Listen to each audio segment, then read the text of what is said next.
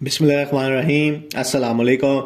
ये जी ग्रुप्स में इस टाइम काफ़ी हलचल है। उसकी वजह ये है कि जो टॉप लीडर्स के साथ सीईओ साहब की मीटिंग हुई है, उसके बाद लोगों को लगा है कि जी जो लीडर जिन्होंने मुश्किल वक्त में हमारा साथ नहीं दिया, वो कैसे कंपनी में दोबारा से इन हो गए हैं। आज इसी पस मंज़र में जो है सीईओ साहब का एक वीडियो पैगाम आया है, जिसमें उन्होंने तमाम बातों को डिस्कस किया है, जिसमें नेगेटिविटी शामिल है, एक्टिवेशन फ़ी किधर गई, कंपनी का फ्यूचर क्या है, विड्रॉ क्यों नहीं मिल रहा, कब मिलेगा, इन तमाम चीज़ों को उन्होंने डिस्कस किया है। ये वीडियो जो है नेगेटिविटी फैलाने वाले लोगों के ऊपर बनाई गई है। अब नेगेटिविटी क्या है?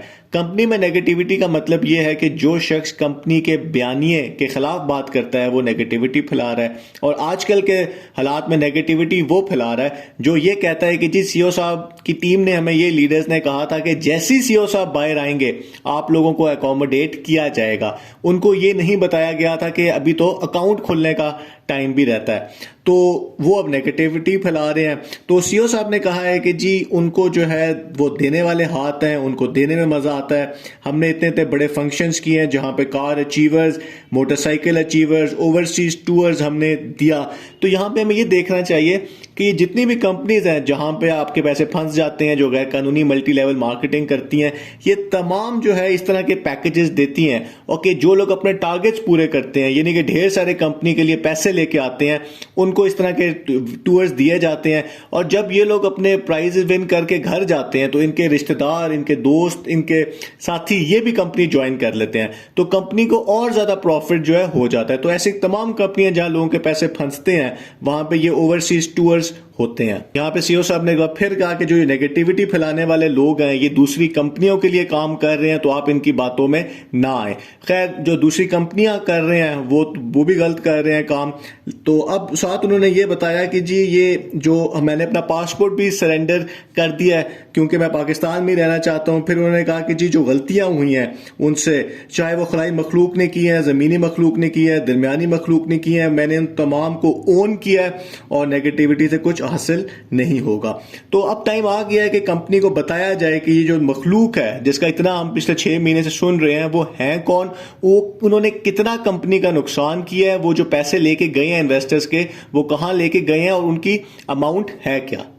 फिर उन्होंने कहा है कि जी 6 लाख मेंबर हैं, 50,000 लीडर्स हैं, हम सबसे मिलना चाहते हैं। मेरी सेहत का अगर इशू ना होता तो हम एक बड़ा फंक्शन भी करते, ईद मिलन पार्टी भी करते।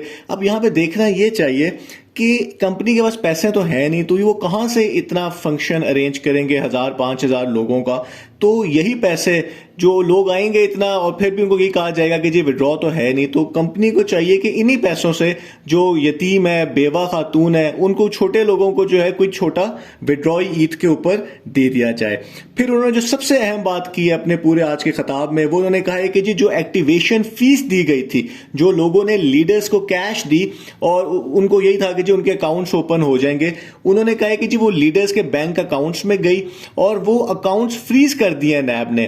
तो ये एक बिल्कुल नई बात है और कंपनी, उन्होंने भी यही कहा कि जी ये बात पहले नहीं बताई गई थी। तो इसका तो मतलब ये हुआ कि ये जो पैसे हैं, क्योंकि जो रेफरेंस है नैब का उसमें तो लीडर्स के नाम नहीं है, तो वो फिर कैसे नैब ने फ्रीज कर दिए ये नहीं बताया गया। लेकिन उन्होंने ये जरूर कहा है कि जी वेबसाइट जो है वो तो अब क्रैश ही कर गई है और लोगों के अकाउंट्स तो एक्टिव हो गए हैं जिन्होंने फीस दिया, लेकिन उसका फायदा क्या जब वो वेबसाइट पे एक्सेस करके देख ही नहीं सकते कि उन्होंने कितनी इन्वेस्टमेंट उनकी है, क्या उनके अकाउंट ओपन भी इस टाइम पे है। फिर उन्होंने कहा जी अब तो इसकी कोई जरूरत ही नहीं है, जहां मैं लोगों को इतने अरबों रुपए वापस करूंगा तो उन लोगों को भी मैं वापस कर दूंगा। यहां पे दूसरी उन्होंने अहम बात की है कि जी मैं जेल से आया हूं, दुबई से नहीं आया, तो जो लोग समझ रहे हैं कि मैं आते ही उनको पैसे देना शुरू कर दूंगा, तो ये पहला स्टेप मेरा जो है जेल से रही थी। अब उसके बाद मैं, जब तक मेरी प्रॉपर्टीज सील्ड है, मेरे अकाउंट्स फ्रीज हैं, तो मैं विड्रॉ नहीं दे सकता। जब ये ओपन होंगे तो मैं फिर लोगों को पैसे दे दूंगा, पैसे मैं देना चाहता हूं, मैं अब ये काम कंटिन्यू नहीं करना चाहता। और साथ उन्होंने बताया कि जब तक ये हमारे लीगल केसेस हैं, गैर कानूनी काम है, ये सारा जो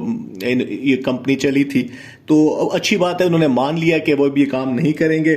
मैं सब्ज़बाग नहीं दिखाना चाहता, मेरे सारे बिजनेसेस बंद है। जब मैं जेल में गया हूं तो सब कुछ तबाह बर्बाद, पीछे कारोबार हो गया, लोग भाग गए हैं।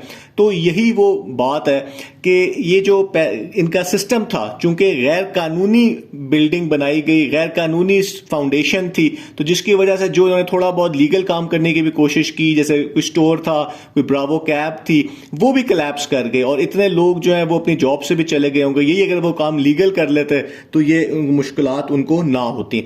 तो इस टाइम पे जो सिचुएशन है वो ये है कि कंपनी थोड़ा बहुत पहले बताना शुरू हो गई थी कि जब सीईओ साहब बाहर आएंगे तो वो फिर पैसे नहीं दे सकेंगे क्योंकि उनके पास पैसे नहीं है। लेकिन सवाल यही है कि इन्वेस्टर्स की जो तौक़ात थी वो बहुत ज़्यादा हो गई थी। वो इतना इंतज़ार कर रहे थे कि जैसे इनको बेल मिलेगी सब कुछ बेहतर हो जाएगा।